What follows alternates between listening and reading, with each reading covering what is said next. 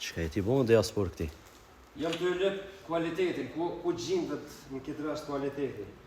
Kur ju thesha që kjerët e ri nuk kanë kualitet, mu kapshin komente. Jo gabim, jo shgabim. Kur ka ndodhë që me një radiator mu bo që shtu qete kjerët e vjetra? Hajtë thejnë që të ranon? Ndjon. Ka pa. Po tjetër non nuk e din edhe klienti, po klienti s'do të me ditë mekanike që e ka po servis. Çdo 3 vjet ndrohet antifrizi.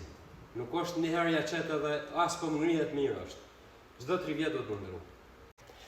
Për çdo pra ju thashë se s'kem kualitet, ka avancu teknologjia, po kualiteti është dobësu. 115.000 km i ka pra, po bini në ato fjalët e mia që kur del për garancionit, duhet me pas një defekt pa tjetër, me gjithë se ky nuk është defekt që mujna me qujtë defekt shumë i madh, se nuk është edhe i kushtueshëm qaq, po është defekt. Domethënë, kjo mundet me çu edhe deri te prishja e motorit.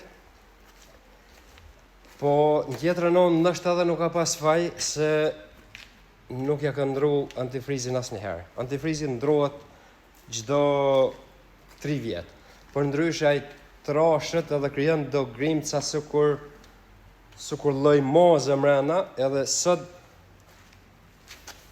këto qelit e radiatorit janë shumë më të ngushta se sa ato përpara që janë kon, edhe nxihen shumë më lehtë. Pra, duhet më ndru antifrizit çdo 3 vjet. Por ndryshe keni me hast probleme me radiator, ose me këtë, ose me atë mrena të nxemjes.